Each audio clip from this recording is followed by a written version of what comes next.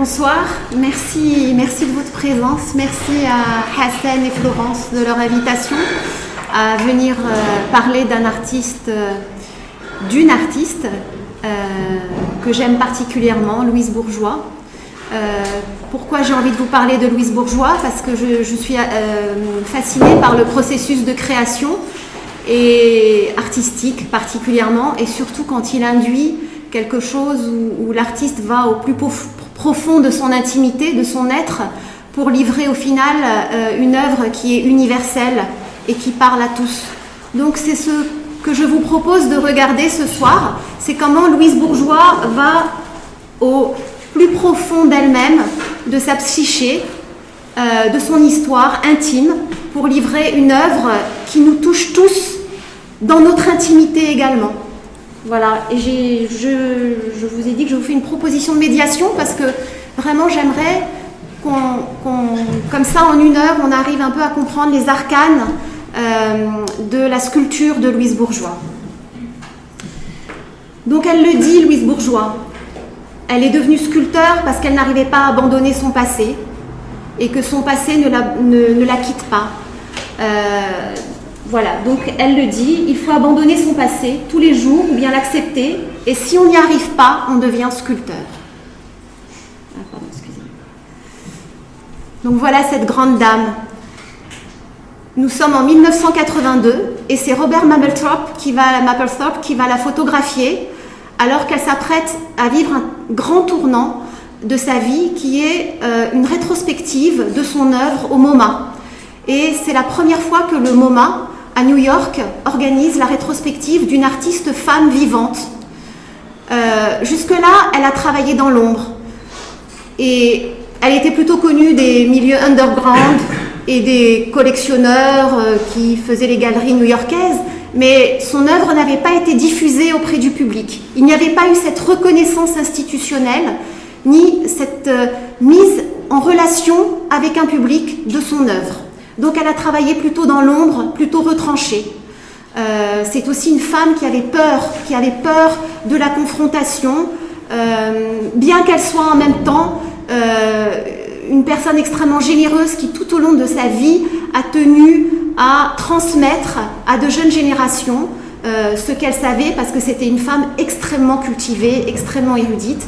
Elle est née au début du XXe siècle, en 1911, et son œuvre est à cheval entre le XXe et le XXIe siècle, puisqu'elle meurt en 2010, après presque 70 ans de carrière, car on va le voir, Louise Bourgeois, jusqu'à la fin de sa vie, va produire, créer, inventer.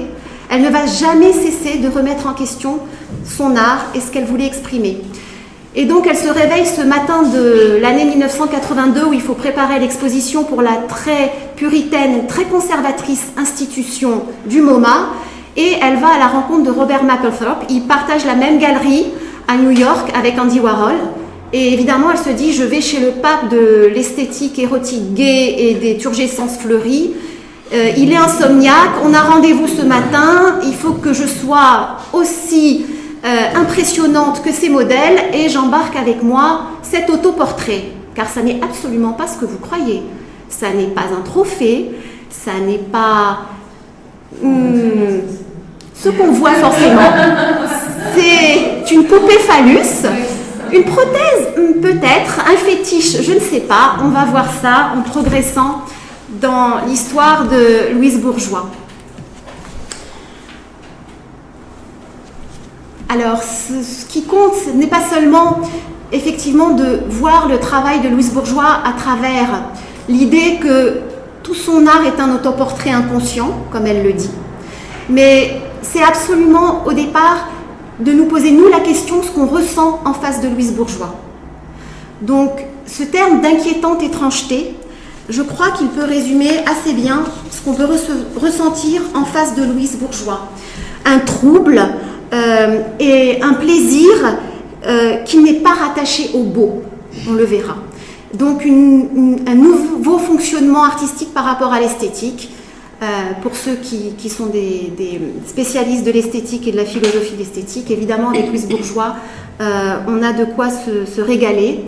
L'inquiétante étrangeté, j'ai mis le terme en allemand parce qu'il est extrêmement précis, mais c'est un terme qui vient d'une traduction d'un essai de Freud, dans lequel en fait il parle d'une part du rapport qu'il a pu avoir avec l'art, dans la mesure où ça pouvait susciter des peurs, faire remonter des angoisses, faire remonter des histoires personnelles, face à justement une esthétique qui n'était pas celle de la beauté. Et puis c'est aussi un terme qui en fait signifie en allemand quelque chose qui est dans la maison, qui est familier, mais qui en même temps est secret. Ça veut dire qu'on peut côtoyer des choses sans les voir, qu'on peut les refouler dans des parties de sa psyché. Et c'est vraiment comme ça que Louise Bourgeois va travailler, à partir de ce qu'est sa maison, la maison au sens de psyché, au sens d'esprit, au sens de lieu, de l'intimité. Et c'est à partir de cette maison intime, de cette exploration qu'elle va construire son œuvre. Donc là, c'est une reconstitution qui a été faite dans le cabinet de Freud à Londres, avec une œuvre de Louise Bourgeois qui est suspendue au-dessus du divan. Louise Bourgeois, c'est une femme qui a traversé des périodes de dépression grave, qui a presque côtoyé la folie, on va le voir, qui a fait des tentatives de suicide. Elle a toujours nié avoir été en analyse, mais elle a passé 30 ans sur le divan. Et elle en a tiré cette conclusion, c'est qu'en fait, ce n'est pas Freud et la psychanalyse qui l'a sauvée de sa souffrance, mais c'est bien son art. Voilà. Donc, voilà. Ce que je pense qu'il est important aussi, c'est que vraiment chacun voit dans quelle mesure une œuvre de Louise Bourgeois peut le troubler et l'amener vers sa propre intimité. Et puis évidemment, elle a conscience aussi qu'il y a du partage dans la création et qu'effectivement, elle ne crée pas que pour elle-même, elle crée aussi parce qu'il y a un public et que recréer, c'est lui faire participer à la peine, donc c'est lui permettre lui aussi d'être dans une catharsis, évacuer sa peine, ça passe aussi par la contemplation d'une œuvre. Alors tout cet art qui est construit autour de l'intimité, de la psyché, de l'inconscient, des histoires qui retournent au passé, il se construit en fait, effectivement il faut qu'il prenne forme et il se construit à partir d'un noyau, d'un centre qui est donc sa vie personnelle, qu'on ne découvrira que très tard. Car en fait, commenter ou aborder l'œuvre de Louise Bourgeois, c'est un travail archéologique. Parce que jusqu'en 1982, elle est quasiment inconnue, son travail n'est inconnue. Elle est connue évidemment des professionnels de l'art, des historiens de l'art, mais je veux dire du public. Et c'est à partir de 1982, de cette exposition au MoMA, qu'on va aller vers elle pour l'interviewer, pour des entretiens, pour faire plus comprendre qu'est-ce qu'elle exprime à travers son art. Et en fait, aller vers Louise Bourgeois, c'est un travail archéologique aussi où on va vers des sources comme ses dessins. Car tout au long de sa vie, elle a dessiné. Et ces dessins sont aussi un espace où elle exprime, comme dans un journal intime, ses états d'âme et où elle appelle ça des pensées-plumes, où elle saisit toutes les idées qu'elle va ensuite transposer à qui elle a envie qu'elle voudrait transformer en quelque chose de tangible. Le dessin ne lui suffit pas, il faut que ça prenne une forme.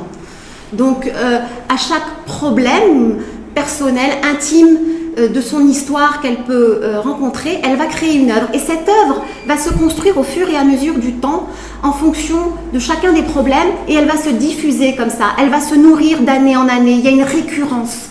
Il y a les dessins, il y a les écrits, et en même temps, on va se rendre compte dans sa sculpture quelque chose qui se construit comme ça et qui se diffuse en réseau, cette espèce de toile qui se construit autour de son œuvre.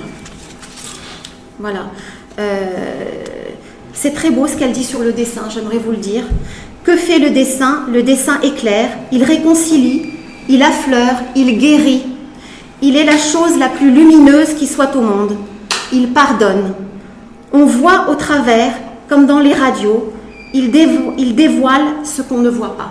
Donc je vais vous présenter beaucoup de dessins de Louise Bourgeois parce que c'est une manière d'interpréter son œuvre et de la comprendre au fil du temps et de comprendre qu'elle se construit sur ses 70 ans de carrière comme ça, une chose en enchaînant une autre, une chose étant répétée après une autre. Voilà, et donc en fait, connaître Louise Bourgeois, c'est lire des interviews, des entretiens qui ont eu lieu dans les années 90, 2000. Donc on fait ce travail où on relit l'œuvre en remontant dans le temps. Donc, what is the shape of the problem? C'est vraiment sa principale question. Quelle forme, quelle incarnation, comment je vais pouvoir donner corps à ma pensée, à mes sentiments intimes. Voilà la spirale. La spirale de Louise Bourgeois, c'est un thème récurrent qu'on verra en sculpture et qu'on verra beaucoup dans ses dessins. C'est évidemment tout le symbolisme qui est attaché, c'est une forme privilégiée de l'artiste et elle exprime très bien l'ambivalence de Louise Bourgeois. On l'a vu sur la photo de Robert Mapplethorpe, j'étais un peu vite, excusez-moi. La sculpture avec Robert Mapplethorpe s'appelle Fillette et Louise Bourgeois est là avec son œil expiègle de grand-mère parce qu'au fond, on est dans cette ambivalence permanente avec l'œuvre de Louise Bourgeois. On est dans cette idée qu'une chose, qu'on est toujours dans une polarité, dans un équilibre instable. Et la spirale, c'est évidemment le symbole de l'évolution, de l'être qui s'ouvre, mais de l'involution aussi, du retrait à l'intérieur de soi. Donc la spirale, c'est un des termes, un des dessins signifiants de Louise Bourgeois parmi les plus importants. Et je vous propose d'aller vers l'épicentre de l'histoire de la sculpture de Louise Bourgeois, c'est son passé. Et son enfance. Donc elle le dit, je ne peux pas arrêter le présent et elle le regrette presque parce que le présent c'est ce qui détruit le passé et je dois faire quelque chose de mon passé, donc je dois le recréer. Recréer le passé pour Louise Bourgeois, c'est en fait le rejouer, on va le voir ensemble.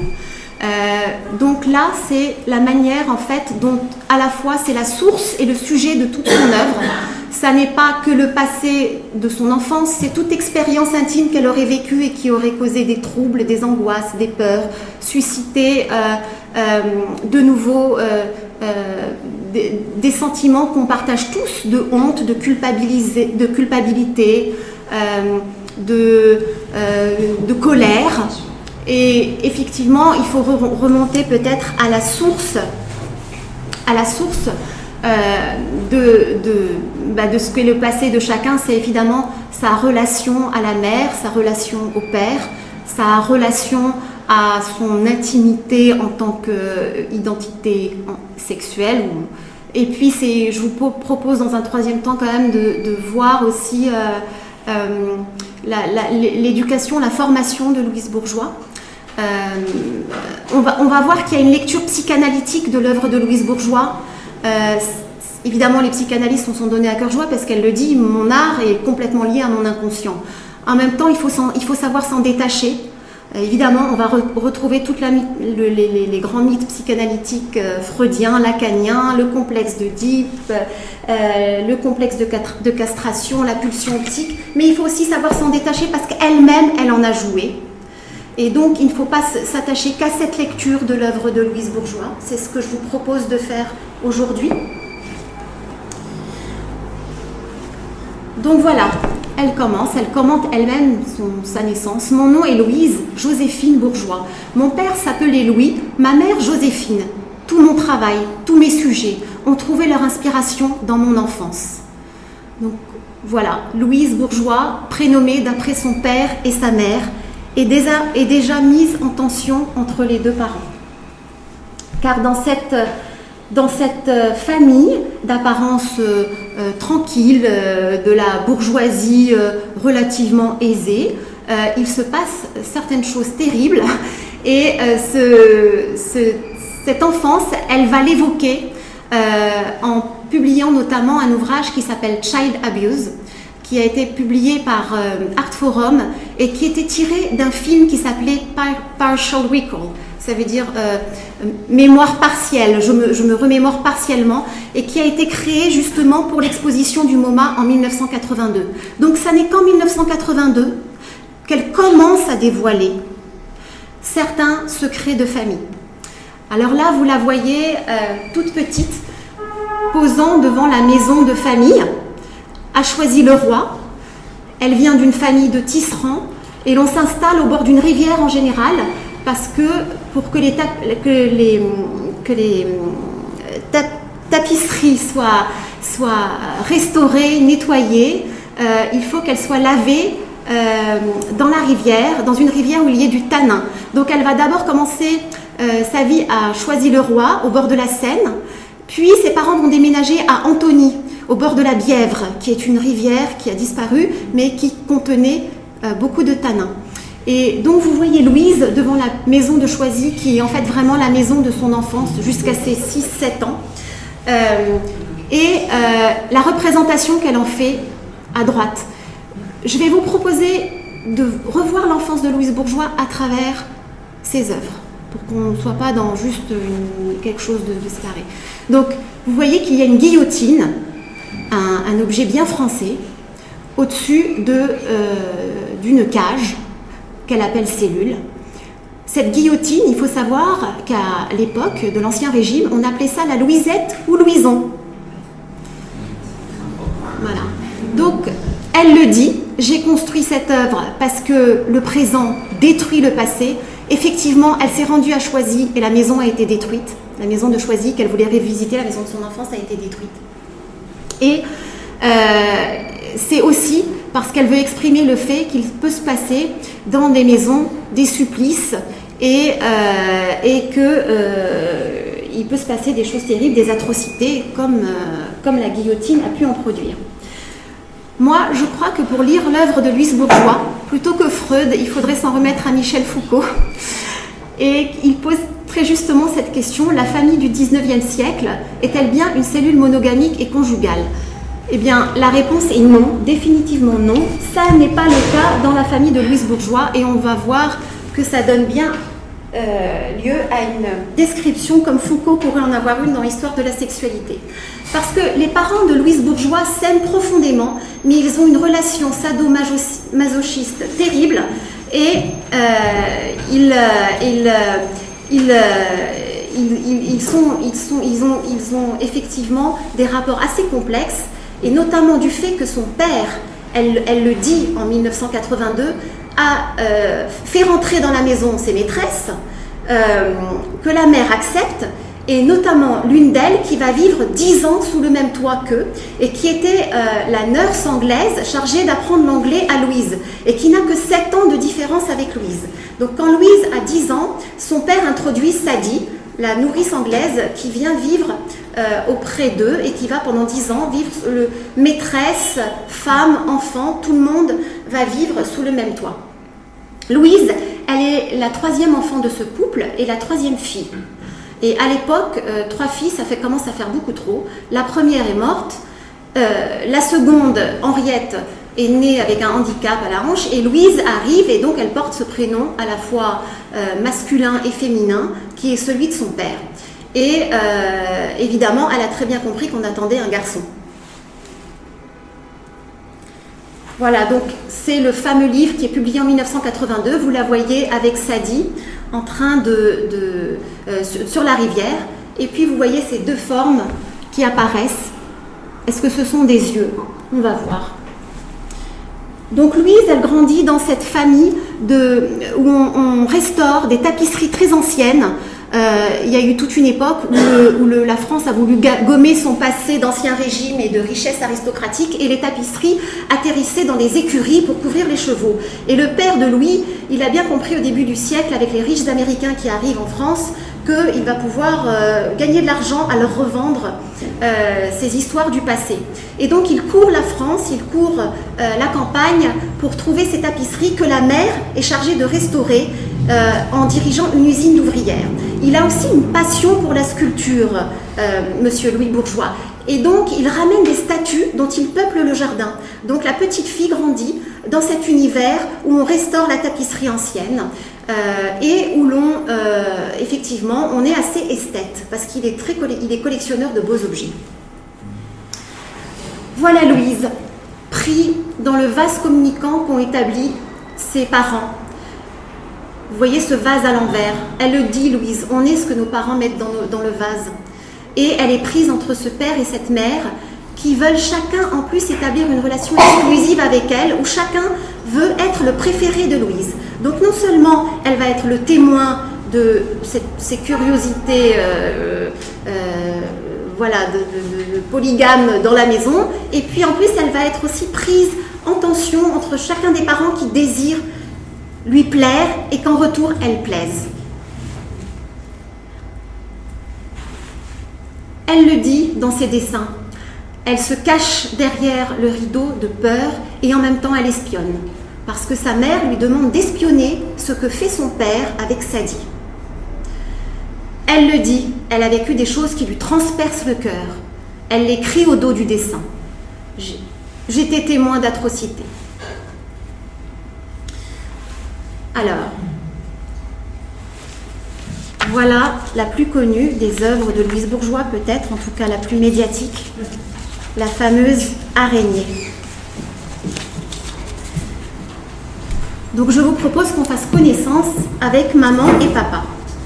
Avec maman d'abord, la fameuse araignée qui existe dans l'univers de Louise Bourgeois depuis 1947 à travers ses dessins et qui en 2000, en 1999, est créée spécialement pour une grande exposition de la Tate à Londres et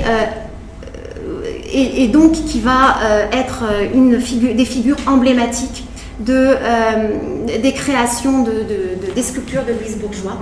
Vous pouvez voir cette araignée, elle l'appelle maman. Alors elle l'appelle maman parce qu'évidemment, elle le dit, elle a un amour infini pour sa mère. Elles ont un lien extrêmement fusionnel. Sa mère est une femme malade qui a contracté la grippe espagnole et elle a peur que sa mère disparaisse. Elle l'accompagne chaque année dans des sanatoriums où la mère se fait soigner. Évidemment, il y a toute la symbolique qu'on attache à l'araignée, qui est la tisserande, qui avec le fil reconstruit ce qui est détruit. Et c'est la relation qu'elle considère comme protectrice. Elle voit l'araignée comme une protection. Et en même temps, il y a tout de suite une ambiguïté qui se glisse. Maman, ça pourrait être aussi elle, Louise Bourgeois, la maman de cette sculpture. Ça pourrait être aussi, quand on lit ses textes, ses témoignages à elle. C'est elle qui voulait dans sa maison de campagne que les araignées restent parce qu'elle protégeait son fils Michel des moustiques. Donc on voit qu'il y a tout de suite cette ambivalence qui se crée dans le discours. Et donc Louise Bourgeois va toujours, à travers le discours qu'elle tient par rapport à une œuvre, conserver une ambiguïté. D'abord parce qu'elle considère qu'elle n'a pas à faire plus de commentaires au-delà de son œuvre. L'œuvre doit parler pour elle-même. Et puis elle aime bien mettre en place des espèces d'écrans qui vont compliquer un peu qui vont mettre un peu en porte-à-faux l'interlocuteur. Elle joue un peu des critiques et des interviews. Mais donc sa version, c'est « Ma meilleure amie était ma mère, elle était aussi intelligente, patiente, propre et utile et raisonnable, indispensable qu'une araignée. Elle pouvait se défendre elle-même. » Évidemment, cette araignée, si on l'observe, elle ressemble un peu à un écheveau de laine qu'on aurait enroulé et retourné. Vous voyez ? Si vous voyez le bas, là, ça ressemble à de la laine qui est enroulée. Dans la cavité inférieure, il y a 24 œufs de marbre. Donc, c'est l'araignée féconde aussi. Voilà. Et effectivement, vous vous rendez compte qu'il y a, à travers l'échelle de l'œuvre, la volonté d'affirmer quelque chose d'immense, quelque chose qui la dépasse. Mes émotions sont inappropriées à ma taille, elle le dit. Voilà Louise avec sa mère qui en réalité ne tient jamais l'aiguille puisqu'elle dirige les ouvrières et qui a dit à sa fille, surtout ne tiens jamais l'aiguille. La mère qui veut que sa fille étudie, alors que le père voudrait que sa fille, qui aide depuis l'âge de 11 ans dans la restauration des tapisseries, c'est là où on voit le talent de Louise naître, en fait, c'est qu'elle refait des dessins pour restaurer les tapisseries, des pièces manquantes. Il va faire en sorte qu'à l'âge de 16 ans, alors qu'elle est extrêmement douée, elle arrête ses études et qu'elle aille travailler à l'usine. Et elle va se battre, et 5 ans plus tard, passer son baccalauréat brillamment, parce que c'est une élève brillante, et se destiner à l'étude des mathématiques et de la géométrie. Et donc là, vous la voyez, elle est avec sa mère qui est dans un sanatorium et qui, bon, par plaisir, fait de la tapisserie, mais ça n'est pas effectivement la tapisserie comme pour les tapisseries d'Aubusson ou des Gobelins qu'on restaure. Avant cette grande araignée, elle a déjà évoqué sa mère dans une ode, un livre qu'elle a publié avec des dessins où l'araignée apparaît. Et elle dit « Je n'ai rien à critiquer, à juger, à me mêler, rien à abandonner ou désespérer, rien à ramasser, collectionner, rien à me souvenir, rien à vouloir, rien à appréhender, anticiper, redouter, rien à espérer, ainsi rien à regretter, ainsi rien à craindre, la peur n'existe pas. » Voilà les premières ambiguïtés qui apparaissent. Effectivement, on peut toujours lire l'œuvre de Louise Bourgeois comme un psychanalyste lirait un rêve, c'est-à-dire en miroir, et la négation devient l'affirmation, ou en tout cas la négation, c'est ce qui empêche, c'est effectivement ce qui censure tout ce qui revient à la surface, et effectivement, c'est bien de peur dont il s'agit, parce que si vous vous imaginez sous cette araignée et que vous êtes phobique des araignées, ou si simplement pour vous l'araignée est assimilée à des piqûres, vous pouvez vous rendre compte que vous n'êtes qu'une petite chose sous cette immense araignée et vous avez un sentiment de peur. Et c'est bien ce sentiment de peur que Louise Bourgeois a envie de susciter en nous. Car l'araignée, c'est bien aussi la relation avec la mère. C'est rejouer sa relation avec sa mère, où elle crée effectivement un sentiment qui l'habite à l'égard de sa mère. Donc c'est un mélange d'angoisse et de plaisir. Et on voit Louise prise dans ces contradictions, dans cette spirale, dans ce tourbillon, avec les pattes de l'araignée qui tournent. Et en même temps, elle le dit à un moment donné, elle dit « je suis fatiguée, je n'en peux plus ». Donc elle le dit bien, sa sculpture, c'est faire de nouveau l'expérience de la peur. Il faut qu'elle vous rende tangible ce sentiment.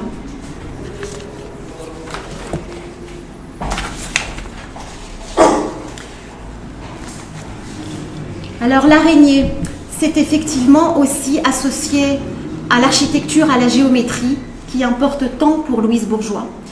Et c'est effectivement la grande architecte, l'araignée, qui sans cesse construit sa toile selon un modèle géométrique. C'est aussi, si on va dans une lecture symbolique, Arachné. Arachné qui ose se mesurer à Athéna, la déesse de la guerre, la déesse phallique, et qui ose être démiurge et créer une tapisserie qui soit plus belle que celle qu'Athéna a décidé de broder. Et une tapisserie dans laquelle elle représente les dieux, pris dans leur goût, finalement, des goûts assez humains, des goûts pour l'amour, pour la nourriture, pris dans leur turpitude.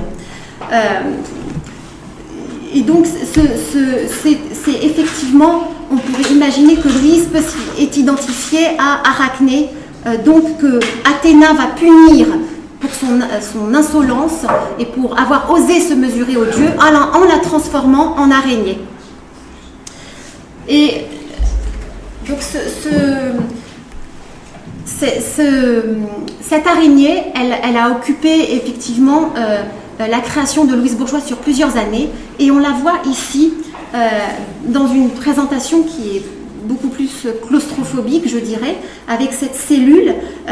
Bon, malheureusement, les reproductions des cellules avec tous les détails intérieurs, c'est impossible à montrer. Donc je reste assez superficielle dans l'interprétation de l'œuvre. Mais le principal, c'est que vous voyez ces tapisseries qui apparaissent et qui sont une évocation de sa mère, effectivement, une évocation de l'enfance, une évocation peut-être d'un enfermement, l'enfermement dans lequel on a voulu confiner Louise à un moment donné en lui disant « tu vas rester à l'atelier restaurer des tapisseries ».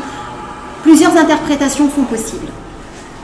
Et ce qu'on fait dans cet atelier en particulier, pour pouvoir vendre les tapisseries aux riches américains, qui sont particulièrement puritains, c'est d'éliminer les sexes, tous les sexes masculins qui pourraient apparaître. Ça s'appelle réparer l'outrage. Et donc, on élimine tous les sexes masculins et des petits cupidons notamment. Et la maman en a tout un petit tas, parce qu'en fait, ce que Louise nous explique, c'est que sa mère ne coupe pas tant que ça, mais elle découpe, elle colle et elle réassemble. Et on va reconstituer effectivement de jolies feuilles de vigne et des tas de dessins bucoliques pour remplacer ce sexe masculin qu'on ne saurait présenter aux riches acheteurs américains. Donc c'est le travail qui est notamment effectué dans les ateliers de la maman de Louise Bourgeois, avec la collaboration de Louise.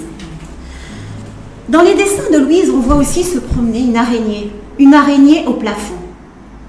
Une araignée au plafond, c'est une expression qui veut quand même quelque chose à voir avec la folie, non? C'est vraiment avoir une araignée au plafond, c'est être dans la folie. On le voit la petite Louise dans cette chambre, cette maison vide, avec une araignée au plafond. Elle se représente elle-même, évidemment. Et c'est à partir de ce fil de l'araignée qu'elle va tendre toute son œuvre. Voilà. Comment tisser quelque chose qui fasse que l'araignée ne reste pas au plafond. La peur, elle l'exprime aussi. Et l'on voit donc les araignées qui vont constituer vraiment une partie de sa création. Là, on n'a pas encore le sentiment de peur. Ici, on commence peut-être à la voir. Voilà le fil qui tient Louise à sa mère. Une peur de coupure. Ne m'abandonne pas. Sa mère va mourir en 1932 et Louise va tenter de se suicider. C'est son père qui va la repêcher dans la Bièvre, tellement elle souffre de cette rupture. Un autre portrait de la mère, ça serait peut-être celui-là, la renarde, qu'elle va sculpter dans un granit extrêmement dur. Et c'est la confrontation à la matière qui l'intéresse à ce moment-là. Elle va couper la tête. Couper la tête, c'est faire perdre la face. C'est une femme qui a perdu la face devant son mari. C'est une femme déchue devant son mari qui a fait rentrer ses maîtresses. Et donc, comme elle le dit, Louise, elle ne vous fait pas un portrait physique, une représentation. Elle vous fait le portrait d'une relation. Et vous voyez, c'est une relation qui est dans l'ambivalence. Admiration, la mère féconde, la maternité, et en même temps, une opposition. Et puis, elle se représente ici elle-même, en femme déchue. Et vous voyez ce petit objet, qui a déjà évidemment une connotation sexuelle, eh bien, il est censé venir se placer entre les jambes de la renarde. Donc la femme déchue, qui aussi, si on regarde les traductions anglaises, c'est aussi un peu la femme, la prostituée, celle qui couche en dehors du mariage, donc c'est un peu aussi Sadie. Hein? Et bien voilà qu'elle arrive entre les jambes de la mère. Donc c'est très intéressant de voir comment elle arrive à reconstituer la relation perverse dans laquelle elle s'est trouvée avec ses parents. Ça, c'est une citation pour exprimer le lien qu'il y a certainement entre l'utilisation que fait Louise de son burin de sculpteur avec la matière. Oui, se confronter à la matière est si dur et si difficilement, cela fait partie du processus thérapeutique, cela fait partie de l'expression. Alors voilà le père. Le père qui voulait un fils, les voilà tous les deux au milieu des tapisseries. Le voilà représenté en 1998, dans une version qui est pacifique. C'est le pater familias traditionnel qui domine sa maisonnée et qui est assis au-dessus de tout le monde. Car c'est un homme extrêmement colérique, un homme vaniteux, qui tient la maisonnée d'une main de maître et qui s'écoute parler. Et évidemment, c'est un père extrêmement dominateur. Et un des premiers drames dont elle va parler, dont elle va se souvenir, c'est son départ pour la guerre de 14-18, la Première Guerre mondiale. Son frère, à lui, a été tué et il décide de s'engager. Et effectivement, elle a ce souvenir de son père qui la quitte. C'est un abandon parce qu'en même temps, elle l'aime, elle l'admire. Et c'est en même temps de nouveau des crises parentales parce qu'il séduit toutes les infirmières et la mère, elle décrit sa mère dans un état d'hystérie en train d'aller de camp en camp et de poursuivre son mari avec sa petite Louise à la main pour essayer de ne pas le perdre, cet homme. Et Louise, elle va notamment effectivement voir les conséquences de la Première Guerre mondiale avec toutes les gueules cassées, les visages dévastés qu'on masque, les jambes, les estropiés, évidemment toutes ces horreurs que la guerre a produites. Et en réalité, il va lui falloir des années pour se remettre d'un épisode qui, à mon avis, est le plus marquant, je pense, parmi le plus traumatisant. C'est un jeu auquel se livre son père, qu'elle va révéler uniquement dans les années 90 à travers un film, où il épluche une orange à table le dimanche pour amuser son auditoire. Cela consiste en fait je vais vous montrer en image parce que ça sera beaucoup plus clair. Il consiste à faire apparaître au revers de ce qu'il a épluché un sexe masculin et à s'amuser devant tout le monde du fait que sa fille n'est pas ce sexe masculin. Et voilà comment se sent Louise, crucifiée, avec une tête phallique, voilà, c'est cette petite orange crucifiée. Voilà le jeu. Et voilà comment Louise va réagir. En 1974, c'est The Destruction of the Father. Donc c'est une œuvre anthropophagique où elle s'amuse, en fait c'est un fantasme anthropophagique où elle dit qu'elle mange son père. Vous voyez, il est orange. On voit ces protubérances oranges. Sur la table, c'est un festin. Et elle imagine qu'à un moment donné, ce père hâbleur qui essaie toujours de réduire les autres et qui prend la parole et qui monopolise la parole, et bien à un moment donné, elle va lui dire de se taire et ils vont tous le bouffer sur la table du festin, du banquet. Voilà. Donc c'est comme ça qu'elle arrive à exorciser quelque chose qu'elle n'a pas encore verbalisé vis-à-vis de l'extérieur. On est en 74. Donc c'est des résurgences de son passé qu'elle exprime de cette manière avec un matériau nouveau pour l'époque, le latex. Donc elle est une pionnière. Elle est aussi une pionnière en ce qu'elle explore l'organique. Et donc voilà, ça c'est une première œuvre, une des œuvres très importantes.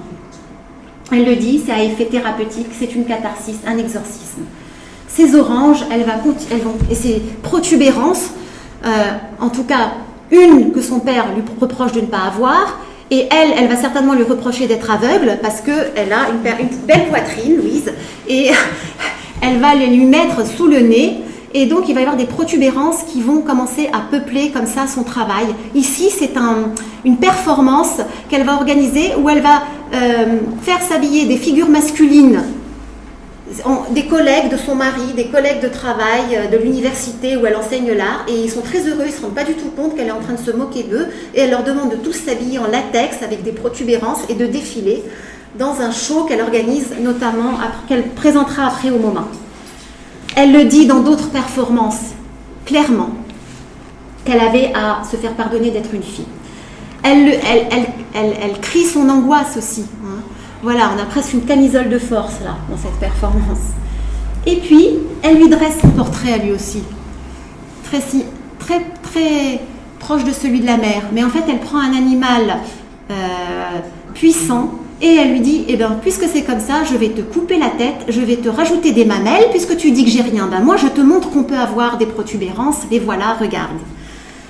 Et elle se moque de lui. Elle veut se moquer de lui. C'est vraiment ce qu'elle veut, c'est sentir qu'elle le domine.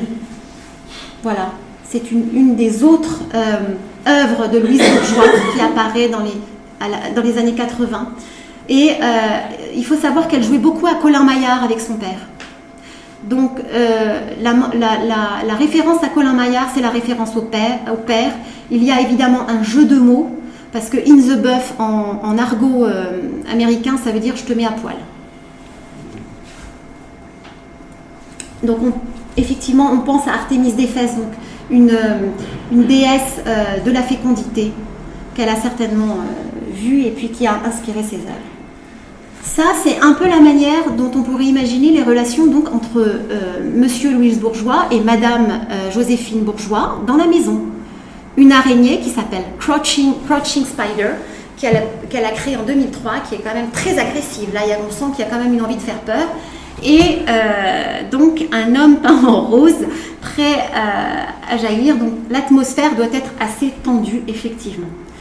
Et on voit des oranges et ces sphères apparaître dans le travail de Louise d'une manière récurrente. C'est à la fois les yeux certainement de la pulsion optique, qu'elle va transformer en quelque chose de féminin, parce que Freud associe la pulsion optique au phallus.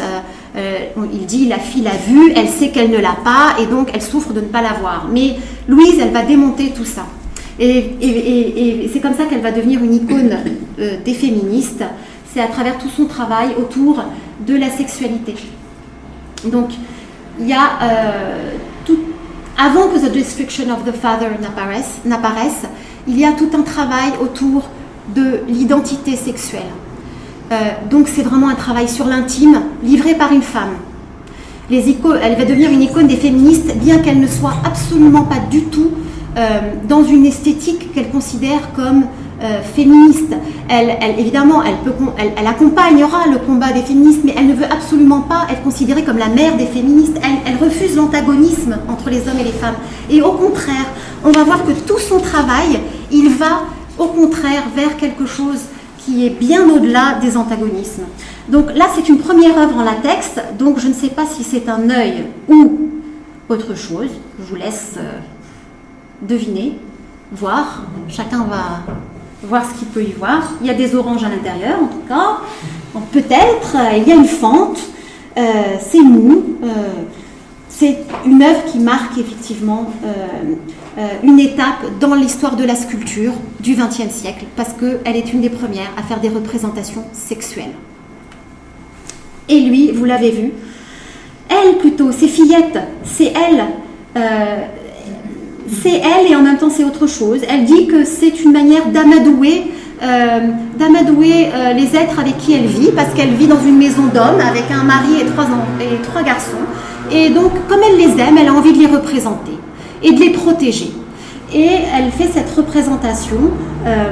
Alors, ça n'est pas la fillette de Magritte qui se promène sur ce vieil homme, effectivement, mais c'est effectivement, on voit apparaître ces formes sphériques toujours, qui sont peut-être des seins, en tout cas qui ont une référence, vous pourrez le comprendre, peut-être inconsciente.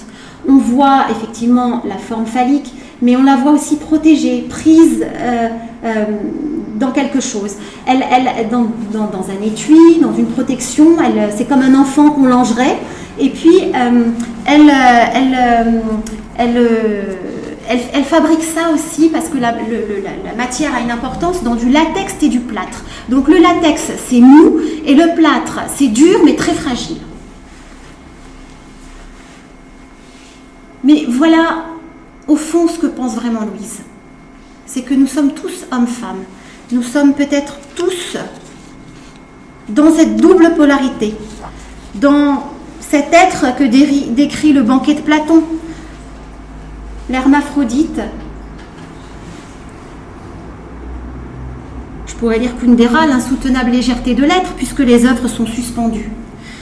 Il se souvint du mythe célèbre du banquet de Platon. Autrefois, les humains étaient hermaphrodites, et Dieu les a séparés en deux moitiés, qui errent depuis lors à travers le monde et se cherchent. L'amour, c'est le désir de cette moitié perdue de nous-mêmes. C'est aussi la double polarité qu'on retrouve ici avec une œuvre en miroir, avec effectivement une œuvre très sexuelle. C'est à la fois des seins, c'est un phallus au repos, c'est tout ce que vous voulez y voir. C'est cette double polarité de l'animus et de l'anima dont va parler Jung. Donc c'est quelque chose qui très certainement crée un espace où on dirait que l'identité sexuelle telle que le discours sur le sexe l'a construit n'existe plus. Et en cela, elle est vraiment dans une avant-garde. Je passe très vite parce qu'on n'aura plus le temps sinon. Mais une autre œuvre, Cumul. Cumul, c'est une œuvre où elle se mesure au marbre. Et pour elle, ça n'a rien de sexuel. Elle est dans les nuages.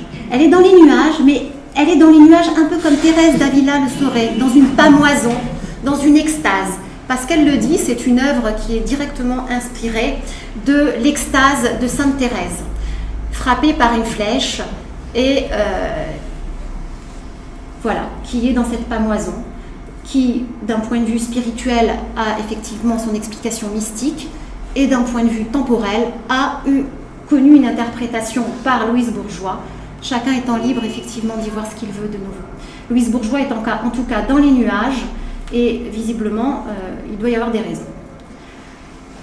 Ce traumatisme, il a aussi pu s'exprimer à travers des œuvres qui sont plus dans on sent l'agression, on sent l'ambivalence, mais aussi la souffrance, avec des pieux, avec voilà, la femme pieux. Plus tard, ça sera la femme couteau, avec toujours ces jeux de mots sur les titres. La femme qui se replie sur elle-même quand elle se sent en danger. La femme qui apparaît un peu comme un paysage, mais aussi, elle dit la femme qui protège l'enfant qu'elle porte. Et donc, on voit toujours ce jeu qui a à voir avec le traumatisme de l'orange. Et cette double polarité, parce que s'il y a des œuvres en relief, il y a aussi des œuvres concaves. Je me suis amusée à mettre une œuvre d'Anish Kapoor à peu près de la même époque, parce que lui, c'est aussi le roi du concave, du convexe, et puis des messages sur cette double polarité. Donc voilà, là c'est une très belle œuvre qu'elle est en train de créer, qui est censée jouer avec la lumière, l'eau, et créer un mouvement. Cette double polarité de l'être qu'elle exprime aussi dans ses dessins.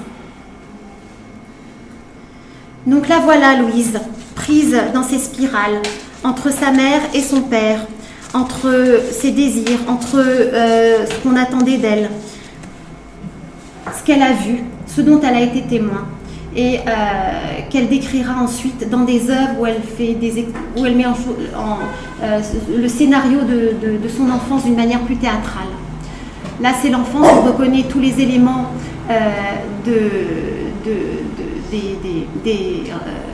des tapisseries, effectivement, enfin des bobines de fil de son univers. On voit les mains qui expriment le lien indéfectible.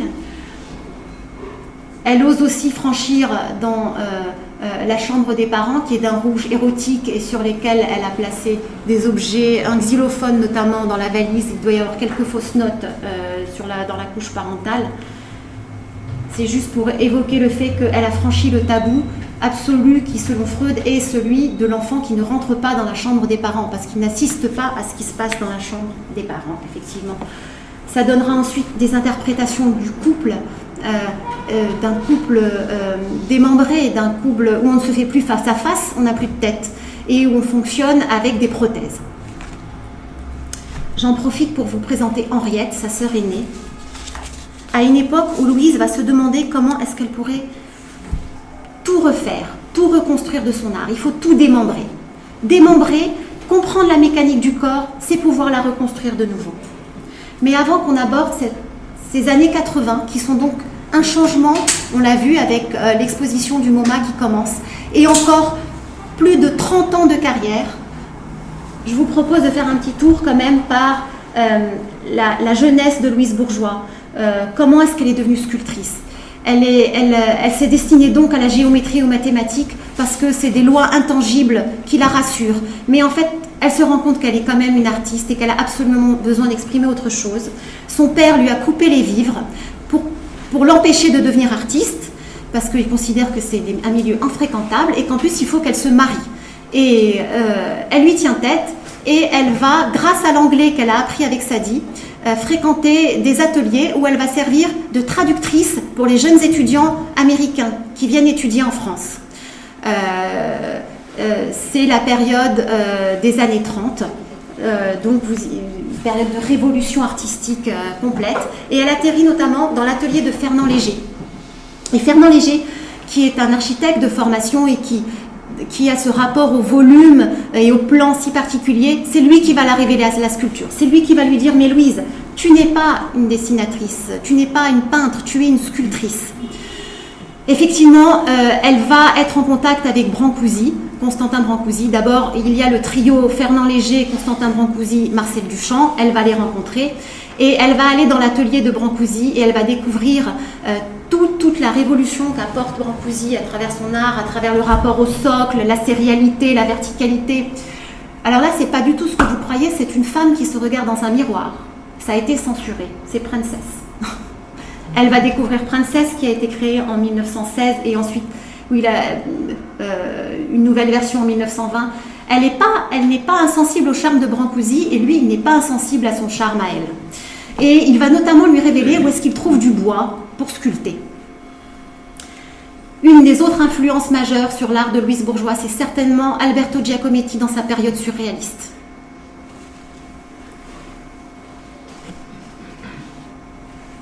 Et notamment avec cette œuvre.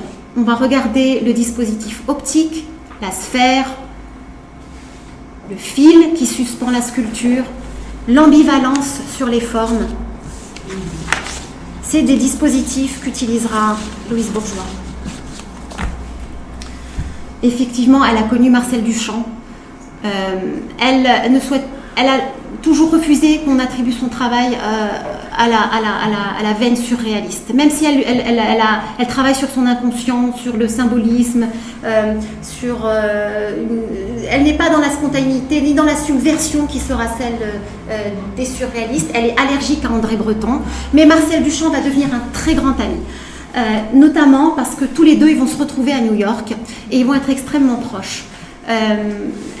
Voilà que commence un nouveau chapitre de la vie de Louise Bourgeois. En 1938, elle rencontre Robert Goldwater, qui est un historien de l'art, un spécialiste des arts primitifs, on dit les arts primitifs à l'époque. Et il la rencontre dans la galerie qu'elle tient, boulevard Saint-Germain, la galerie de son père, où elle vend notamment des Picasso. Et donc lui est venu acheter des dessins de Picasso et il parle du surréalisme, il tombe amoureux, il se marie et elle est très heureuse de fuir le climat familial et elle s'exile aux États-Unis et c'est sans doute c'est à New York, c'est aux États-Unis qu'elle va devenir une sculptrice. On la voit avec ses 3 enfants parce que pendant 10 années de sa vie, Louise, elle va en fait se consacrer à un nouvel apprentissage. Elle va s'inscrire dans des ateliers, elle va tout remettre en question. Elle va se mettre à la gravure. La gravure, c'est la première étape vers la sculpture. Elle le dit parce que manier le burin de la gravure, c'est extrêmement physique. C'est déjà de la sculpture. Et en même temps, elle n'a pas l'espace chez elle pour sculpter. Et elle s'occupe de ses 3 enfants, l'un qu'elle a adopté pendant la guerre, parce qu'elle pensait qu'elle ne pourrait pas avoir d'enfants, et les 2 autres qui viendront juste après. Donc on voit le dessin très sage d'une maman qui s'occupe de ses enfants. C'est une époque où elle va peindre, où on la voit avec ses longs cheveux, sa chevelure qui est très importante, qui fait partie de sa toile, de son modèle, c'est un outil de perception pour Louise et c'est quelque chose à laquelle elle tient particulièrement. On la voit avec Juan Miro parce que ce sont des intellectuels et ils fréquentent toute l'avant-garde et tout ce que les grands artistes du XXe siècle comptent, ils les fréquentent, ils se voient, ils sont amis. Mais pour l'instant, cette année 1938, elle est juste une jeune femme qui fuit la maison de Choisy, on la voit au loin, et qui a le sentiment d'être empty. Empty house, c'est ma maison est vide dans ma tête et je risque d'avoir une araignée au plafond. Donc, maintenant, quelle forme donner au problème? Comment Louise va donner forme à ses émotions? Ok, elle sait que c'est au cœur de quelque chose de très intime qu'elle va puiser, mais comment est-ce qu'elle va construire exprimer ce qu'elle ressent et surtout réaliser la mise en relation avec le public. Elle commence d'abord par peindre des femmes maison, des femmes qui, alors ce n'est pas des femmes qui se débattent sous le poids de la charge du foyer, bien que ce soit l'interprétation première qu'aient souhaité donner les féministes, mais c'est Louise avec son esprit qui se débat avec sa psyché. Je vais un peu vite parce que sinon... Les femmes maison, comme je vous l'ai dit, tout ce qu'elle initie au début de son art, elle le poursuit tout au long de sa vie. Ça ne s'arrête jamais. Et vous en voyez ici diverses interprétations. On pourra revenir dessus par la suite si vous avez envie. Pour l'instant, elle est dans son petit appart et sa famille lui manque terriblement. Elle a ce sentiment de solitude de l'exilé et les êtres, c'est d'abord vers sa famille qu'elle se tourne quand elle sculpte. Et elle va sur le toit de son appartement, qui est le seul espace libre et calme et où elle dispose d'espace pour créer. Et elle va commencer à sculpter avec le bois des réservoirs d'eau qu'il y a sur le toit des immeubles. Et elle va créer des figures qui sont des personnages qui sont censés chacun représenter une des personnes qui lui sont chères et qu'elle a laissées au loin. La voilà, elle se représente. C'est pas une femme à barbe, c'est une femme sur la... Non, mais on pourrait l'interpréter comme ça, vu c'est... Peut-être qu'il y a de ça. C'est aussi une femme sur laquelle passe un nuage de mélancolie. C'est une ombre. Vous voyez un peu une araignée se dessiner dans les cheveux aussi. La voilà. Au début, elle commence par sculpter des boîtes de lait dans son intérieur. tellement elle ne sait pas quoi faire. Et elle est extrêmement seule, ses fils sont à l'école, son mari est au travail. Elle étudie, mais bon. Et donc elle commence à sculpter ses personnages. Les titres des œuvres de Louise Bourgeois sont extrêmement parlants. Elle est cette femme déprimée qui donc a besoin de donner corps, de réincarner ce qui lui manque. Ça va prendre la forme notamment de ses compositions où vous pouvez reconnaître éventuellement une aiguille, une navette. Elle se représente, elle, seule, noire, en suspension, entourée de ses êtres. Je vais un peu vite, je suis désolée, mais comme ça on va voir un peu un panorama des choses. The blind leading the blind. Ça, c'est peut-être la première représentation de sa relation avec son père. Dès qu'on voit apparaître The Blind, on peut être sûr que c'est le jeu de cache-cache de Colin Maillard, hein, qu'elle jouait avec son père. Et si on rentre dans l'archéologie de cette œuvre, un peu, si on s'intéresse à cette œuvre qui ressemble à une prison, qui est très rigide, comme ça, très raide, avec le rouge et le noir, Eros et Thanatos, on pourrait dire, hein, elle le décrit, c'est barbe bleue, hein, et ça vire aux champignons venimeux, si vous lisez le commentaire qu'elle en fait. Elle s'est inspirée de Bruegel, et en fait, tout le monde se casse la figure, parce que si personne n'a la vision, eh ben, chacun entraîne l'autre dans sa déchéance. Et si on remonte dans une autre, encore si on se réfère à un dessin qui pourrait rappeler ces jambes très raides qui se mettraient en marche à un moment donné, voilà, imaginons que ça se mette à bouger, ça pourrait devenir ça. Un accident causé parce qu'une tierce personne est rentrée dans le couple parental et a fait un croche-pied. Et tout le monde se casse la figure. Je vais un peu vite. La femme volage, la voilà qui réapparaît. Fallen woman. La femme volage, c'est la femme qui est déchue, mais c'est la prostituée. C'est une figure récurrente de l'œuvre de Louise Bourgeois. Ici, dans une interprétation aussi nouvelle. Alors, elle va exposer, elle n'est pas totalement inconnue, son travail est remarqué, même s'il est encore dans une certaine forme conceptuelle, dans une veine classique héritée de ses prédécesseurs. Hein.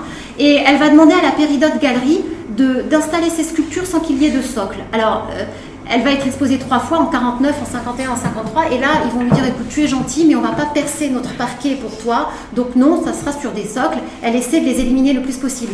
Vous voyez la figure de la spirale, même la femme volage, quelque part, elle est une spirale, une femme qui tourne sur elle-même, qui ne sait plus où elle en est.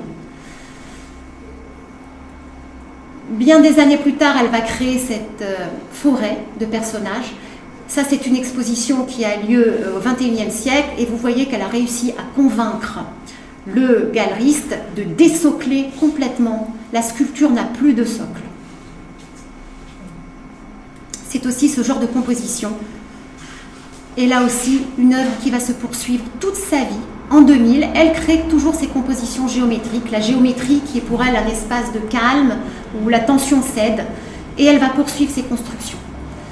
Mais elle le dit, c'est une émotion qu'elle recherche. C'est d'abord une émotion et l'expression d'une colère.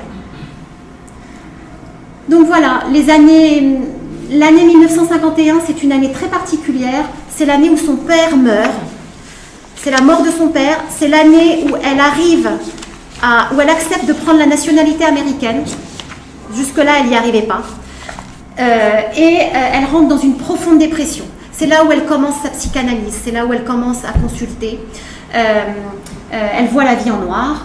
C'est là où elle va commencer à remettre en question son travail. Et elle va avoir des périodes de blanc à cause de la dépression. Mais vous l'avez vu, on l'a vu plus haut, puisque j'ai abordé la question de l'identité qui relevait forcément du père et de la mère plus haut. Les années 60, c'est les années où elle tourne beaucoup autour de cette question de la sexualité et autour du refuge. Comment se réfugier, comment se protéger de l'extérieur. Il y a une peur. Et vous voyez que la spirale, là, elle est toute nouée. Elle va notamment devenir célèbre en France en 1985. C'est sa première exposition en France, au musée Rodin, avec la Fée couturière. Cette œuvre, qui est un nid où on se réfugie, où on peut aussi se retrouver piégé. Si vous voulez, j'avais proposé, mais je ne sais pas si on aura le temps de faire un petit tour parce qu'il se passe à la même époque chez les sculptrices, car c'est pas commun d'être sculptrice, d'être une femme sculpteur. Il y a Germaine Richier avec son araignée. On voit cette forme, effectivement, ce personnage. On voit quelque chose qui pourrait ressembler à ses premières araignées, là. Germaine Richier est très connue aux États-Unis, elle a exposé à New York. On voit cette Anglaise, Barbara Hepworth, qui est aussi célèbre, mais elle qui va rester dans une recherche de l'abstraction pure. Parmi les féministes et celles qui vont claquer la porte des surréalistes, Meret Oppenheim, avec son festin. Le festin de Meret, c'est une femme que l'on mange. Et puis la gouvernante, voilà ce qu'elle en fait, Meret. Voilà.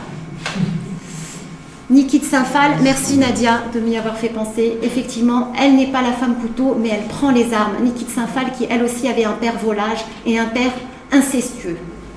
Elle a besoin que la femme domine et de rappeler à tout le monde d'où il vient, l'origine du monde. Oui. À la même époque, dans une recherche sur le latex, l'organique, il y a cette artiste magnifique Eva S. qui meurt très jeune d'une tumeur au cerveau et qui est une exilée qui a fui l'Allemagne nazie. Mais on va déjà, elles vont toutes les deux être classées dans ce que les Américains vont appeler eccentric abstraction. Parce que il faut classer quand même. Même si Louise est inclassable, on a cherché à classer et on les a, je crois, exposées ensemble. Voilà le nid d'araignée de Eva S. L'année où elle va mourir. On peut penser aussi à Rebecca Horn après avec ses performances. Il y en a beaucoup d'artistes comme ça vers lesquels on pourrait envie d'avoir allé pour créer des connexions. Évidemment, vous pensez à l'araignée peut-être. Voilà, donc on arrive vers les années 80, juste avant la fameuse année 1982. Et Louise, elle va faire la connaissance, elle a quand même déjà presque 70 ans, hein. Elle va faire la connaissance de Jerry Gorovoy. Ça va devenir son assistant, son ami, son compagnon dans l'art, son agent. C'est lui qui va lui permettre de continuer les 30 prochaines années de carrière et même les 40 prochaines années de carrière qui s'annoncent. Et c'est très beau de voir leurs mains comme ça moulées, parce qu'ils vont vraiment travailler main dans la main. Lui, il va lui dire, maintenant, il faut qu'on te voie, il faut que tu te montres. Parce que Louise, en fait, elle fait en sorte de rater toutes les grandes expositions. Elle ne veut pas être présente dans les vernissages. Elle ne fait pas de networking. Tout ça, il n'en est pas question. Elle considère qu'elle est présente à partir du moment où une œuvre d'art qui la représente est là. Et elle a très très peur, elle est très très peur de la confrontation, elle fuit. Mais lui promet de se charger de tout. D'abord, il a commencé comme jeune étudiant et assistant d'une galerie, il a voulu l'exposer. Ils se sont fâchés sur la manière dont la sculpture devait être exposée. Et puis finalement, il est tombé amoureux des dessins. Il va exposer les dessins. Elle va commencer à être vraiment appréciée pour ses dessins. Et d'une chose en enchaînant une autre, il va devenir son assistant. Et c'est vraiment lui qui l'accompagne. Donc si Louise a pu créer tout ce qu'elle a créé, c'est quand même physique. Hein, la sculpture, c'est physique. Et puis, il y a aussi le fait que maintenant, elle va commencer à avoir accès à de très grands espaces. Et pour un sculpteur, avoir accès à un grand espace, c'est la possibilité de se déployer dans l'espace aussi. Elle le dit, elle l'exprime. Avant de rencontrer, au moment où je rencontre Jerry, je suis au fond du puits. Je suis au plus bas. Voilà la spirale avec les yeux exorbités. Et la fameuse exposition du MoMA qui marque un tournant. Je pense vraiment, la reconnaissance a quelque chose à jouer, on va voir dans l'œuvre de Louise Bourgeois. Est-ce que vous voulez que je continue parce qu'on a dépassé 1 heure, mais je vais faire assez vite. Oui ? Oui, bien sûr. Vous voulez la suite à un prochain épisode ? Oui ? Bon, on est à un moment, à un tournant. Donc voilà le festin où Louise se repaît de son père. Vous savez que l'anthropophagie est assimilée à l'inceste. Donc voilà, elle va faire défiler tous les hommes, elle va faire sa performance autour de ce banquet et voilà apparaître une première structure qui enchâsse tout le monde. Mais elle le dit, Louise. Elle arrive en 1985 et elle dit « Il y a quelque chose auquel je ne parviens pas. Je veux communiquer, je veux la mise en relation. » Et moi, je crois que c'est très important qu'on comprenne que nous avons, nous, public, nous, spectateurs, un rôle à jouer pleinement pour Louise Bourgeois en tout cas, dans la relation qu'elle souhaite établir avec la sculpture. La sculpture va prendre vie parce qu'il va y avoir notre regard, qu'il va y avoir cette mise en relation. Les choses vont se rejouer, les relations vont se rejouer parce que nous les rejouons aussi avec elle. Donc elle le dit, il va falloir que je trouve une autre manière d'articuler les choses. Alors sa première tentative, c'est cette installation qui s'appelle Articulated Layer, qui à nouveau est dans l'ambivalence. On peut tout monter et démonter, on est noir et blanc, plein et vide, il y a une entrée qui pourrait être une maison où on se réfugie, mais aussi un piège, on peut être piégé dans la solitude. C'est ce qu'elle souhaite exprimer là, ce tabouret qui est seul, ces symboles qui sont accrochés, mais les symboles, est-ce que c'est suffisant d'être dans la symbolique, dans la pure abstraction symbolique? Non, il faut de la relation, il faut qu'il y ait quelque chose qui est maille à partir avec le corps qui est le véhicule de l'émotion, c'est le véhicule de la perception, c'est le corps et pas que dans la sexualité, c'est le corps hyper vibratoire, parce qu'il faut aussi dire que l'araignée, qui est Louise, quand elle tisse sa toile à partir du fil de sa psyché, elle crée un système comme l'araignée le fait. L'araignée, elle fait émaner d'elle une toile qui lui permet de comprendre ce qui se passe dans son environnement. À la moindre vibration, l'araignée peut réagir. À la moindre vibration sur sa toile, on est en réaction. Et donc, elle crée Articulated Layer. L'air, ça veut dire le refuge. Et elle a absolument besoin de démonter les choses, de démembrer les corps et de tout réassembler à sa manière. Elle le dit. Il faut que je puisse détruire et reconstruire pour sortir de mon anxiété. Voilà qu'apparaissent, à la fin des années 80, les cellules.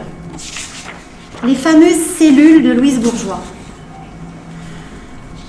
Bon, sincèrement, commenter les cellules, c'est quasi impossible parce qu'il faudrait des détails de chaque chose. Et puis, encore une fois, c'est l'inquiétante étrangeté, c'est le langage inconscient de chacun. On vient chacun avec nos propres bagages devant une œuvre et chacun, on entre en résonance d'une manière qui nous est inconsciente ou consciente et personnelle en face de l'œuvre. Mais en tout cas, elle cherche quand même à recréer une atmosphère où il y a de l'intime et de l'opaque, beaucoup d'ambiguïté, de la transgression. Et elle cherche à nous mettre devant ce dispositif qui est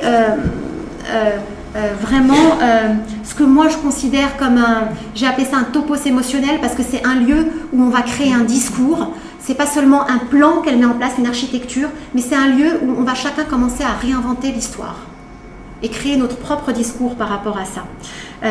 La cellule, c'est effectivement donc cette cage qui est transparente, parce que pour Louise, la transparence est la meilleure des protections. En même temps, on se rend compte que c'est une installation qui va être scénarisée à partir d'éléments symboliques qu'on est censé relier forcément à des angoisses, principalement la peur. Et à partir de cette architecture, donc ce qu'on met en cage, c'est ce qu'on cherche, ce qui représente un danger, c'est ce qu'on cherche à éloigner du public tout en lui montrant. C'est effectivement toute la symbolique qui est attachée à la maison aussi. Hein. C'est un espace qu'elle crée où elle cherche en fait à mettre des pièces dans cette maison, cette fameuse maison dont elle a peur qu'elle soit vide.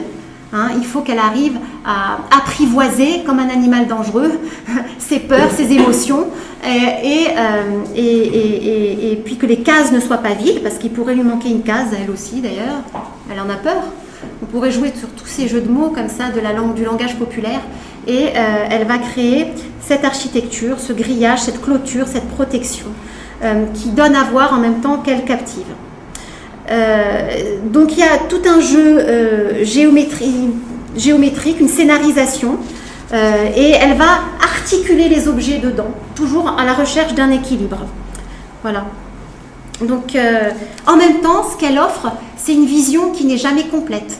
Il va y avoir des miroirs pour montrer que effectivement on peut démultiplier la vue, on peut la distordre, C'est une manière de chercher la reconnaissance, elle le dit, le regard amoureux du public, elle en parle. Et c'est une manière aussi de montrer que la vision qu'on a des choses, elle est toujours partielle. Elle est celle aussi qu'on peut avoir, nous, individuellement, mais collectivement, comment la reconstruire à travers tous les miroirs. Vous reconnaissez ici les deux sphères.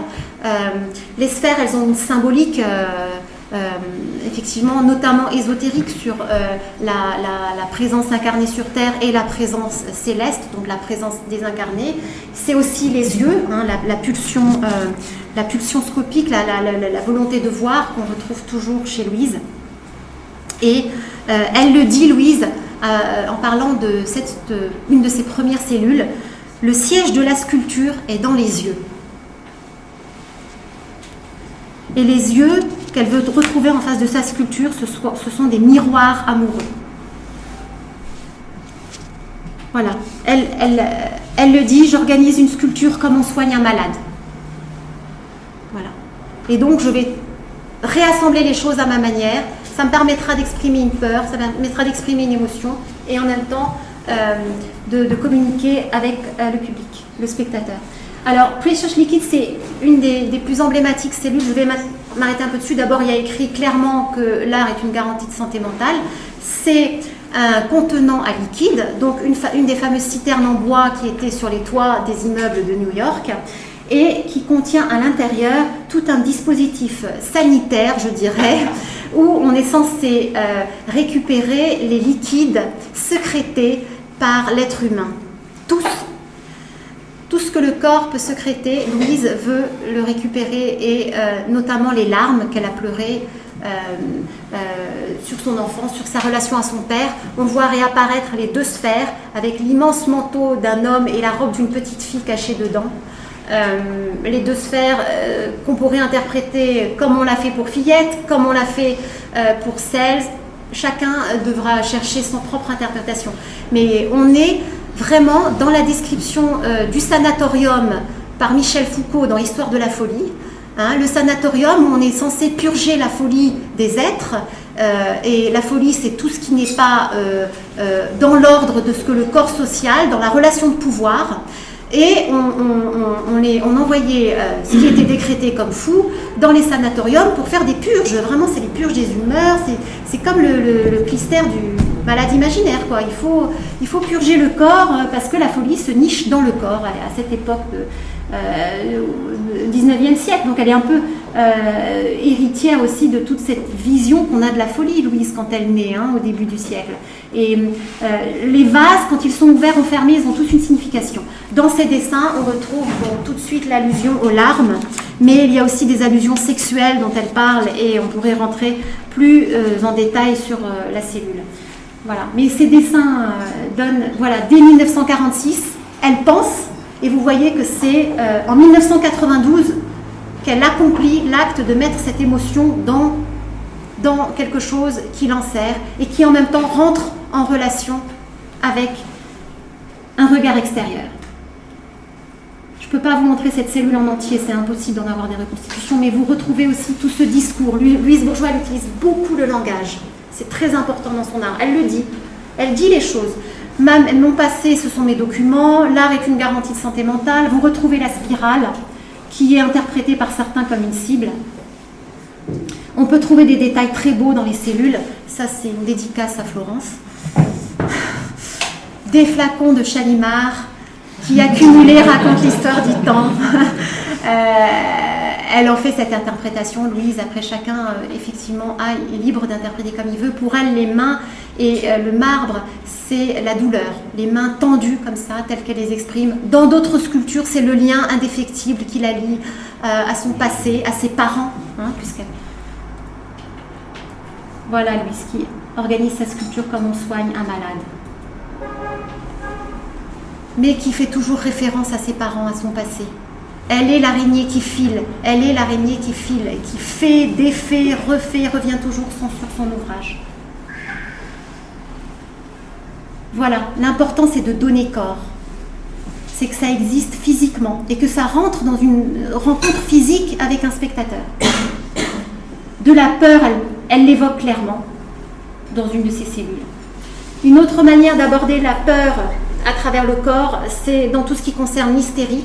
Louise, elle parle beaucoup de son hystérie, de la manière hystérique qu'elle a eue de penser qu'elle ne pourrait pas avoir d'enfant, de l'hystérie dans laquelle elle était quand elle a organisé le banquet avec tous les collègues de son mari habillés en tenue de latex à seins multiples. Elle en parle, voilà, et l'hystérie, c'est effectivement, ça fait référence à l'hystérie du docteur Charcot, à partir de laquelle Freud va construire toute sa construction sur la psychanalyse et les complexes d'Oedipe, les névroses, etc. C'est parce que Freud est allé passer un semestre chez Charcot, et Charcot, et donc à la Pitié-Salpêtrière, il organisait ses représentations de femmes, principalement, que par l'hypnose on rendait hystériques, et de jeunes femmes. Et à l'époque, on se disait que l'hystérie, c'était quand même lié sans doute à la sexualité, à l'érotisme non exprimé, à du refoulé, mais en même temps, c'était le corps qui était malade. On cherchait dans le corps la maladie, pas dans l'esprit. Et c'est donc Freud qui petit à petit va faire toute cette construction, tout ce chemin qui va être interprété. Vous voyez ici la torsion en spirale. Mais Louise, ce qu'elle a fait, c'est qu'elle a pris un homme, parce qu'elle a eu envie de aussi montrer toujours que l'hystérie, elle appartient. L'hystérie, c'est le corps tendu, hyper tendu, vers une hyper-perception de quelque chose qu'il ne peut pas exprimer. Elle prend le corps de Géry un peu pour tordre le cou à Freud aussi, ou en tout cas à toute la théorie psychanalytique qui part du phallus comme référent principal. Et puis, il y a des dessins aussi où on voit beaucoup apparaître cette hystérie. Alors, quand elle parle de ce dessin, elle dit que c'est une femme qui tente de se suicider. Parce qu'elle a fait plusieurs tentatives de suicide, Louise Bourgeois. Elle en parle très peu, mais on peut retrouver sur ce dessin. Évidemment, vous retrouvez la crise d'hystérie de l'enfant avec sa mère. Vous retrouvez un mélange d'érotisme et en même temps des choses qui ne le sont pas.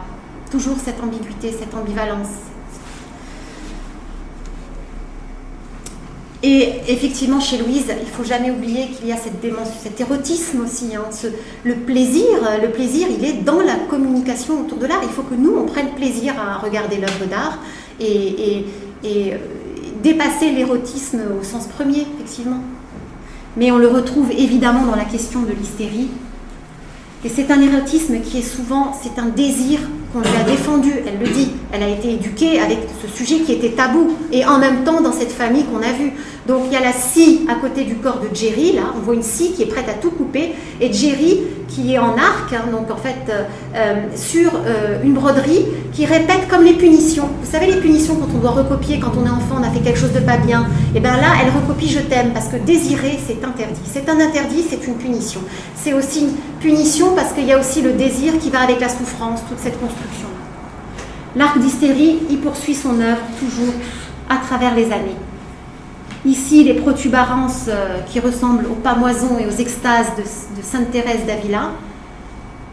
Donc je vous laisse deviner ce que ça peut être. Chacun, effectivement, y trouve aussi. Et la cellule qui en chasse le désir. Et la spirale qui apparaît. La spirale qui apparaît vers la fin de la vie de Louise Bourgeois, à nouveau. La spirale qui représente le cycle infini de la vie. L'ouverture, la fermeture, comme la respiration. Les deux sphères, et toutes ces sphères qu'on retrouve toujours dans l'œuvre de Louise Bourgeois, qui considère que chacun aussi est dans une sorte d'isolement et pris dans sa propre cellule. Louise Bourgeois, vous avez vu une de ses premières spirales qui était quand même inquiétante, celle-là, où elle va à nouveau, on ne sait pas, est-ce qu'elle est entortillée dans de la laine, entortillée dans ses cheveux, entortillée dans une protection, une prise de tête aussi, la tête disparaît, et qui se regarde elle-même. Je pense qu'on pourrait faire un parallèle avec Francis Bacon, d'abord parce que c'est l'artiste que Louise admire le plus. Si vous lui demandez si un artiste a une influence sur son travail, c'est Francis Bacon pour Louise Bourgeois. Et je pense que la logique de la sensation qui a été décrite par Deleuze pour Frank Bacon, elle est vraiment valable pour Louise Bourgeois. On aurait presque aimé qu'il en écrive un pour Louise Bourgeois. Et on est dans cette torsion du corps, ce corps rendu hyper sensible, hyper perceptif, hyper érotique. Hein, et en même temps, il y a la souffrance. Donc elle le dit, Francis Bacon, c'est mon compagnon en sculpture, parce que lui aussi, le volume, l'espace, il le met en scène. Voilà comment Louise a parcouru sa vie. Et la voilà qui maintenant est devenue une très vieille dame. Et quelque part, elle met en scène cet escalier qui fait que ce cycle de la mort et de la naissance, et ce cycle où l'on est être indifférencié, hermaphrodite, pour ensuite devenir un être sexué par quel discours, par quel langage, toute cette question-là qu'on peut retrouver autour de cette œuvre. Je vous la présente, elle date de 1998. En 1988, l'angoisse de Louise, sans doute par rapport à la mort aussi, parce qu'il y a une lecture très kabbalistique de cette œuvre, avec l'escalier qui monte, les deux sphères, comme je l'ai dit tout à l'heure. Il y a en même temps, on pourrait avoir une lecture sexuelle, on voit une montée de quelque chose qui est enchâssé et pris, voilà. Mais il y a un rapport à la mort qui là s'exprime d'une manière beaucoup plus organique, avec du tissu. Et elle arrive à mettre en suspens, parce que j'ai pas parlé dans l'hystérie du fait que le corps est en suspens, mais les suspens, ça veut dire que quelque chose est à la recherche d'un équilibre. C'est l'équilibre dans le déséquilibre. C'est quelque chose ne touche pas terre et il faut qu'il trouve le moyen de s'exprimer. Et voilà ce que devient la spirale. Elle s'ouvre, il n'y a plus de cage. C'est une des dernières œuvres de Louise Bourgeois. Il n'y a plus de cage, il y a toujours ces miroirs qui viennent expliquer à chacun que chacun a sa vision des choses, et la spirale qui monte. Moi, je crois que ce qu'a réussi Louise Bourgeois, c'est vraiment ce que décrit Michel Foucault dans l'histoire de la folie. C'est cette manière de nous mettre en face de la folie et de nous obliger à la regarder. Et que c'est certainement une des très grandes forces de l'artiste de nous mener vers ça. Il y en a une qui a eu moins de chance, c'est Camille Claudel. J'en parlais tout à l'heure avec quelqu'un qui est là, peut-être encore, je ne sais pas, avec toi. Mais Camille Claudel, elle a été enfermée, déclarée folle, et elle a arrêté de sculpter. Donc voilà, je trouve qu'après, on peut... je ne veux pas alourdir, c'est 1h20, merci pour votre attention. Et puis, j'aimerais juste... Merci, mais c'est très beau. Je voudrais vous montrer vraiment les dernières œuvres de Louise Bourgeois, à la fin de sa vie, où elle est dans la réparation. Voilà, la chirurgie réparatrice de Louise, un visage avec deux yeux qui apparaissent. Cette araignée qui exorcise, piquée comme une poupée vaudou et qui a exorcisé sa douleur. Elle se compare à Sainte Sébastiane, elle s'appelle Sainte Sébastiane, et la voilà, cette femme criblée de flèches, de souffrances, et qui se figure comme un arbre qui ne peut pas tomber. Voilà. Et j'ai trouvé que Saint Sébastien, c'était le saint patron des tapissiers. Je ne savais pas, mais voilà, il y a des connexions.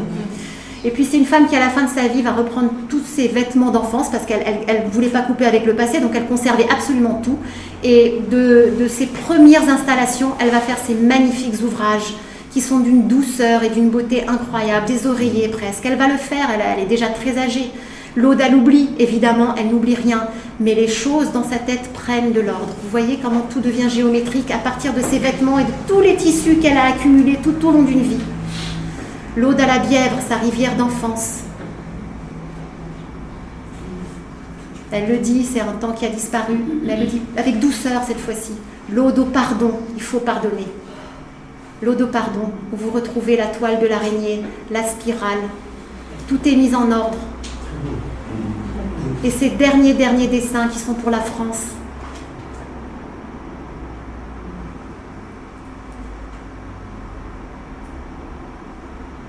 Le message de Louise Bourgeois sur le mouchoir. Voilà cette grande dame. Et merci de m'avoir permis de partager un long moment avec vous.